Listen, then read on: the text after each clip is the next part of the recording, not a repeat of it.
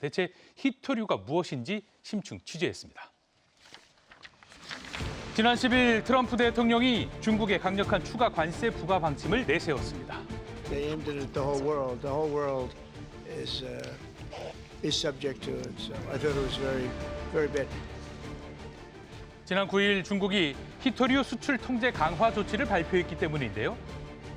中国政府依法对含有中国成分的部分境外稀土相关物项实施管制，目的是更好维护国家安全和利益，更好履行防扩散等国际义务。 중국 상무부는 중국산 히토류를 0.1% 이상 포함하거나 중국 채굴과 재련의 기술을 쓴 중국 제품은 모두 중국 정부의 수출 허가를 받도록 하겠다고 발표했습니다. 이에 트럼프 대통령은 즉각적으로 중국산 제품에 100% 추가 관세를 부과하겠다고 대응했는데요. 미중 무역 긴장이 고조되자 미국 주요 기술 기업의 시가총액이 1,100조 원 넘게 증발하기도 했습니다. 요새 핫하다고 알려진 엔비디아의 경우는 시가총액이 327조 원 증발했다고 나옵니다. 테슬라 같이 2차 전지라든지 이런 공급망에 이제 연결이 있는 그런 기업, 애플은 이제 중국에 생산 기지가 있는 것 때문에 타격을 받은 것으로 보입니다. 미중 무역 갈등 간의 시발점이 된 히토류. 대체 히토류가 뭐길래 이런 일까지 벌어진 걸까요? 전문가를 만나서 자세히 알아봤습니다. 예, 반갑습니다. 예. 히토류는 이제 원자번호 57번에서 이제 71번까지의 그 란타늄 계열의 이제 원소 15개와 그다음에 스칸듐과 이트륨을 포함한 전체 17개 원소를 일컫습니다. 또한 레어 얼스, 희귀한 토양 원소를 뜻하는데요. 1940년에 이제 미국의 이제 맨하탄 프로젝트, 즉 핵무기 개발 프로젝트에 이제 히토류가 적용되기 시작했습니다. 핵 무기 개발이기 때문에 방사능 물질에 대한 분리, 정제, 광학 렌즈 여러 분야에 이제 적용이 됐고요. 현대에 와서는 하드디스크 구동 장치부터 디스플레이나 첨단 로봇과 전기차 모터까지 첨단 산업의 필수 재료가 되고 말았습니다. 그런데 여기서 특이한 점은 히토류가 이름만큼 희귀한 광물이 아니라고요. 전 세계적으로 여러 군데 이제 분포되어 있고요. 그래서 이제 중국의 바인어버의 광산이 이제 대표적으로 제일 매장량이 많은 곳이고요. 그다음에 이제 미국 캘리포니아의 마운틴 패스라는 광산에도 이제 매장이 많이 되어 있습니다. 그다음에 호주, 브라질, 그다음에 인도, 러시아 등에서도 이제 매장이 되어 있고요. 심지어 우리나라도 예외는 아닙니다. 그래요? 한국지질자원연구원에 따르면 2011년 충북 충주와 강원 홍천에서 히토류 섞인 광맥이 발견된 적이 있다고 합니다. 최근에 이제 한국에서도 이제 어느 정도 매장이 되어 있다고 확인이 되었지만 또 경제성, 이제 그 제조하는데 비용이 많이 들기 때문에 실제로는 대부분 이제 수입해서 사용을 합니다. 매장량이 곳곳에 있음에도 희귀한 광물로 여겨지는 데는 그만한 이유가 따로 있다고요. 재련 과정이 어렵나 봐요. 광석 형태로 존재를 하고 그렇기 때문에 채굴을 하는데도 어려움이 있고 가공 재련하는데도 비용이 이제 많이 들고 이번에 어떤 화학 그 공정을 거칩니다. 그 과정에서 비용도 많이 들지만 환경 오염이 좀 심각한 그런 상황이 될 수도 있습니다. 하버드 인터내셔널 리뷰에 따르면 히토류 1톤을 추출할 때마다 2,000톤의 유독성 폐기물이 발생한다고 합니다. 그렇다면 실제 중국 히토류 생산지는 어떤 모습일까요? 중국의 한 광산의 모습인데요. 예, 웅덩이들 보이죠? 이게 유독 화학물질 웅덩이들입니다. There is no ideal solution. Someone is always going to get hurt. Farmers like us, we are the vulnerable ones. It's pretty tragic. 게다가 집단 암 발생과 기형 사례가 보고돼 인근 주민들은 거처를 옮기기까지 해야만 했다는데요. 환경 문제가 이슈가 될 수 있어서 엄격한 규제가 필요합니다. 그래서 엄격한 규제가 필요한 국가에서는 이와 같이 히토류를 생산하기가 쉬운 상황은 아니었습니다. 하지만 중국은 계속해서 히토류 시장을 키워왔습니다.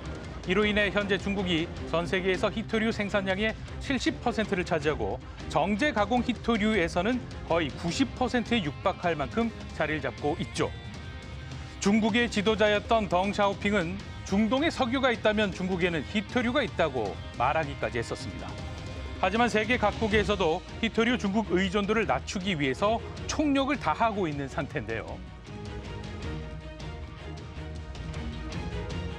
미국은 캘리포니아의 광산에서 2018년부터 다시 이제 재생산을 이제 하기 시작을 했고요. 일본은 바닷속 해저에 히토류를 이제 발굴하기 위한 일들을 이제 시작을 했고요. 환경 규제 속에서 개발하는 방법이나 환경 오염을 낮추는 방법들을 모색하고 있다는 건데 그럼에도 중국이 압도적으로 독점하는 이유는 뭘까요? 이 히토류를 생산을 독점하는 게 이제 그 중국 입장에서는 유리하기 때문에 그거에 필요한 가공 기술들에 대한 수출을 이제 규제를 하기 시작했습니다. 자원이 무기인 거죠. 맞습니다. 추출과 분리에 쓰이는 기술이 해외로 이전되는 것을 원천 봉쇄. 문제는 중국의 압도적인 지배력에 따라 히토류가 무역 갈등 시 중국의 히든카드가 됐다는 겁니다. 그렇다면 언제부터 무기화가 시작된 걸까요? 제가 기억하는 한도에서는 2010년 일본하고 충돌이 있었을 때 히토류 카드를 외교적 수단으로 활용한 첫 사례라고 알고 있고요. 중국 어선과 일본의 순시선 간 충돌 사건으로 당시 일본이 중국 어선 선장을 체포해 분쟁이 격화되자 중국이 일본의 히토류 수출을 중단했던 그 당시만 사건인데요. 해도 히토류 생산의 한 97% 정도를 중국이 생산을 차지하고 있었고 히토류 단가가 한 10배 이상 급등했기 때문에 그 수출 통제로 인해서 굉장히 큰 여러 가지 생산 차질을 많이 빚었습니다. 2018년부터는 미국과 중국 간의 무역 전쟁이 본격화됐죠. But they've been killing us. $507 billion in trade deficits last year. That's not free trade. 贸易霸凌主义是逆时代潮流的，中国既不会在威胁和讹诈面前低头。 그리고 올해 중국의 히토류 통제 강화 조치는 트럼프 대통령이 고관세 부과를 취하자 4월에 먼저 이루어졌는데요.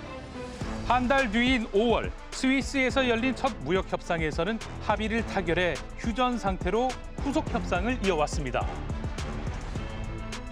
그 당시에 이제 기억하시겠지만 트럼프 행정부가 중국만을 상대로 한 게 아니라 여러 국가를 상대로 전방위적으로 관세를 매겼거든요. 근데 거기에 대해서 굉장히 시장의 혼란이 컸고 중국이 강경하게 대응을 해서 그렇기 때문에 미국이 다소간에 한 발 뒤로 물러섰다 이렇게 얘기할 수 있습니다. 이어오던 무역 휴전, 하지만 10월 갈등의 불씨가 다시 타올랐는데요.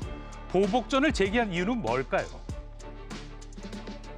미국과 중국은 어쨌든 무역 협상을 해야 됩니다. 미국이든 중국이든 이 협상에서 자기들이 유리한 고지를 취하려면 보다 자기들이 높은 위치에 있다는 걸 보여주고 싶고 그래서 강경한 입장들을 내세워서 이 다음 협상에서 보다 유리한 위치를 쓰려고 하는 정치적 계산이 있다고 생각합니다. 미국의 관세 추가 조치, 중국의 히토류 통제 강화 조치, 양국 간의 갈등이 다시 불붙은 상황인데요.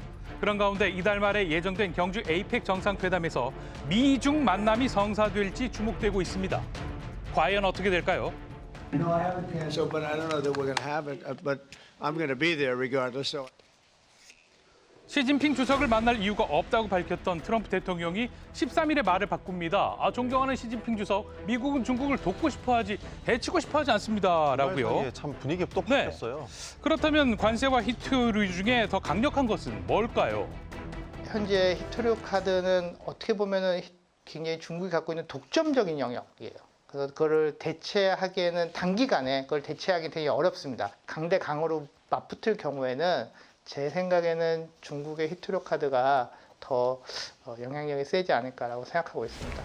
앞서 중국은 지난 2021년과 23년 두 차례 요소수 수출을 통제한 적이 있었죠.